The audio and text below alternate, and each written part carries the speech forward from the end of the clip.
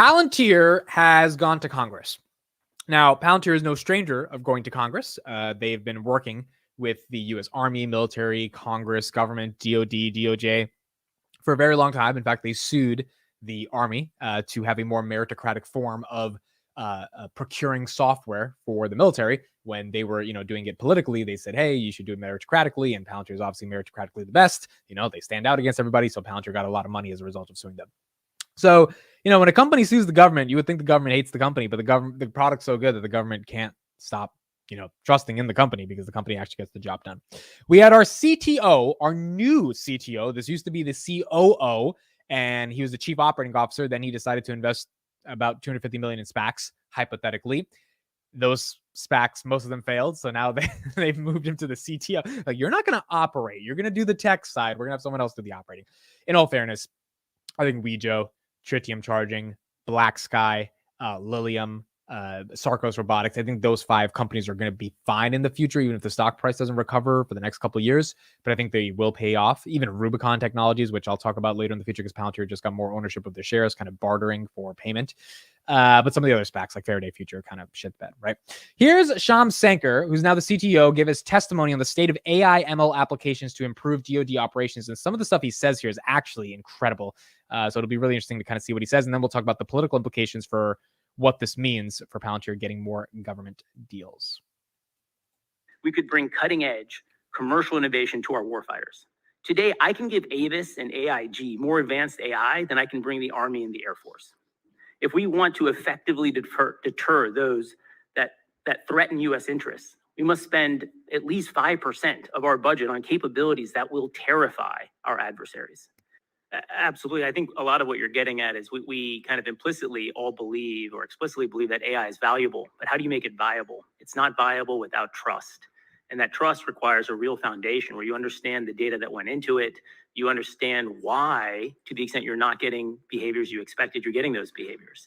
And so I think a big part of this approach is, I'd welcome a regulatory approach to this, is also realizing that there's a huge and outsized role for the department to lead by going through it.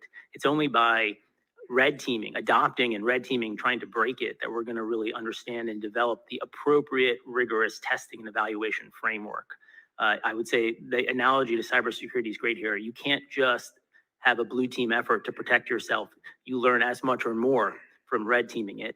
That defines how you defend yourself going forward. So I think these are actually 2 sides of the same coin, and we should be practicing them together and aggressively.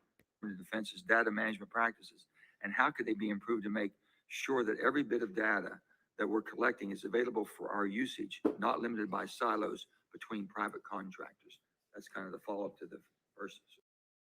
So I'm going to analyze a lot of stuff that he's saying, but this question by Mr. Senator Manchin is really interesting because Palantir keeps using these words, right? Like the data can't be siloed. The data has to be privacy oriented. It has to be protected. It has to be integrated into all these different technical ways about granular access controls in terms of who has access to it or not. And you've got a senator in Congress asking that exact question, right? And look, a lot of senators aren't that smart, but some of them who've done a little bit of research are like, hey, how do we make sure this, and this is true? And that's exactly what Palantir software is built to do. Now, selling it to the enterprise is much more harder to be able to make that case, but selling it to the government, to these people that really don't care about money, they just care about getting the job done, is really important as well. So let's hear his response to this. I'd like to build on the stool analogy there, and I'll get to your follow-up question. You have to, you can't make one leg of the stool long and tall first. That's not a very good stool. And so I would urge us to resist the temptation to say, first, we need the perfect data foundation, then we go on. Actually, it is, if we look at the Project Maven example there, it is the fact that we suddenly had the algorithms that pointed us to the fact that the data was garbage. So these things move together. And we have to simultaneously coordinate the investment and not slice these up into different responsibilities. And it is now the fact that we have these powerful large language models that's telling us that we actually don't have enough GPU capacity in the world. And so, I think the stool analogy is a very good one. Now, to your question here, I would say this idea that we are operational is profound. It is our advantage. We do things everywhere in the world. I would say we definitely collect more data. But we also throw away an enormous amount. Part of my experience has been every place we've shown up in a new operational context, there is data we could be collecting that in a prior generation of software was perceived to be useless. And if I can impart one message today, it's that we are facing a moment in which existing roadmaps and systems are insufficient. We must completely rethink what we are building and how we are building it. Software and AI will shape everything, even toasters, but most certainly tanks. To succeed, we need to cut through the existing ways we organize and procure weapon systems and begin with software and AI first. This will be disruptive and emotional. Many incumbents in government will be affected, and they will feel threatened and dislocated. Many careers that have been built on mature technologies, weapon systems, and platforms will also be affected. Okay, so why was everything he's just said so important?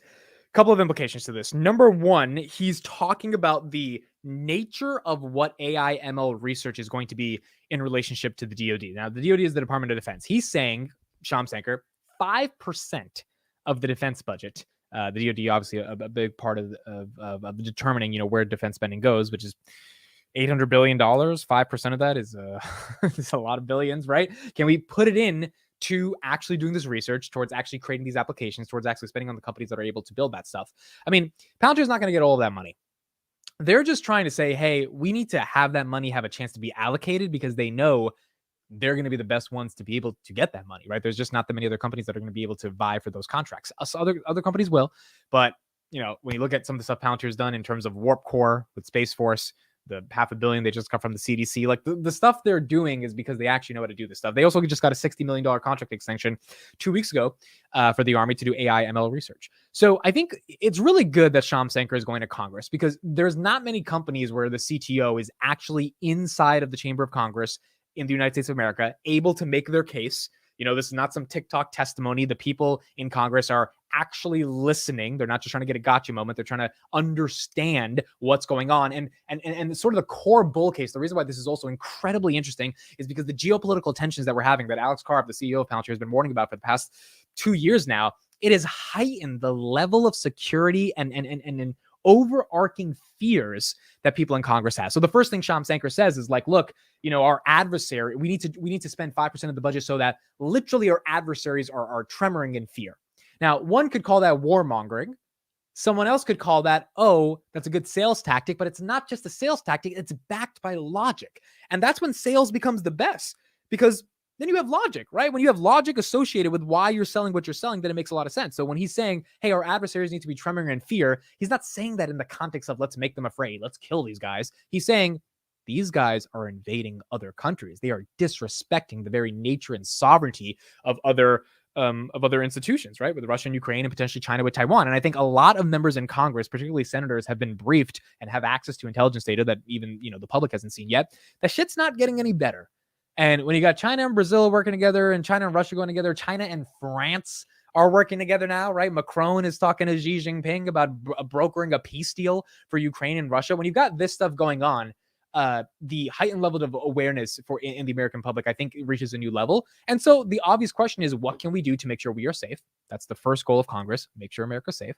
And what can we do to make sure we have the best forms of technology to ensure our safety gets shipped abroad, and our safety at home is internally calculated via technology that can't be replicated? Because the one thing I think a lot of congressmen know, at least to an extent, is that China can make new missiles, but China doesn't have the types of companies America has, right? Russia can make new helicopters. They can make the hardware, but the software is where the advantage is. And I think that's, if people in Congress don't know that, that's what Palantir and Alex Karp have been trying to say for the past couple of years. It's like software is where the advantage is. That's where we can get the job done. That's why we got Osama. That's why we got Bernie Madoff, right? That's why we were able to stop terrorist attacks in Europe from becoming and making Europe become more right wing, which means the nature of using that software actually protected civil liberties, even though people say that using Palantir software imposes on civil liberties. It's like, no, if those terrorist attack happens, just like 9/11, guess what would happen? The state would become more authoritarian, because now they would violate your civil liberties even more, because they would question everything you're doing, because they would